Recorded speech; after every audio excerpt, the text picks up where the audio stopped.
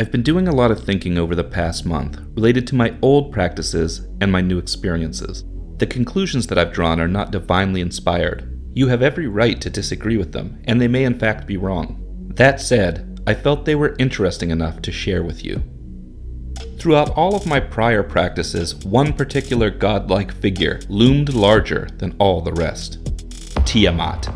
Tiamat was considered a primordial in ancient Babylon, Sumeria, and Acadia. She went by different names in each of these regions, and some may even say that she's represented by other gods from other regions as well. But this is not a lesson on Tiamat, so that discussion is for another time.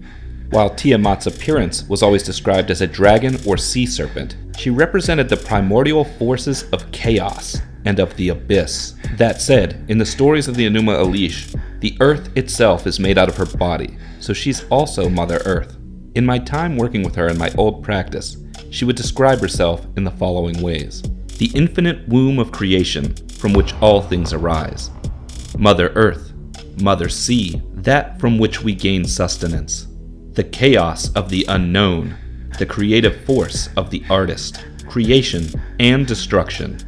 The Dark Mother, the Dark Lover, the Primordial Mother, the dark womb of creation, the chaos of transformation. Later in my practice, when I worked with the Morgan, she described herself in similar ways, and I have since then come to the conclusion that I was actually still working with Tiamat all along.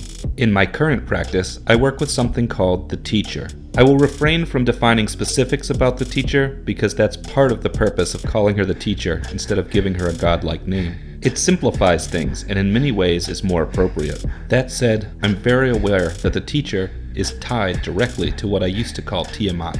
Interestingly, the Teacher has had me concentrate on connecting to the All, more specifically, allowing connection to the All.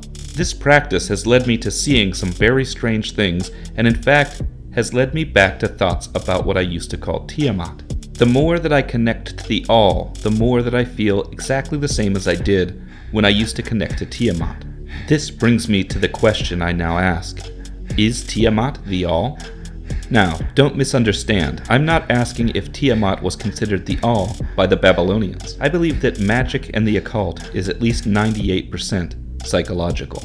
Does that mean that I don't believe that these entities are real? Actually, quite the opposite.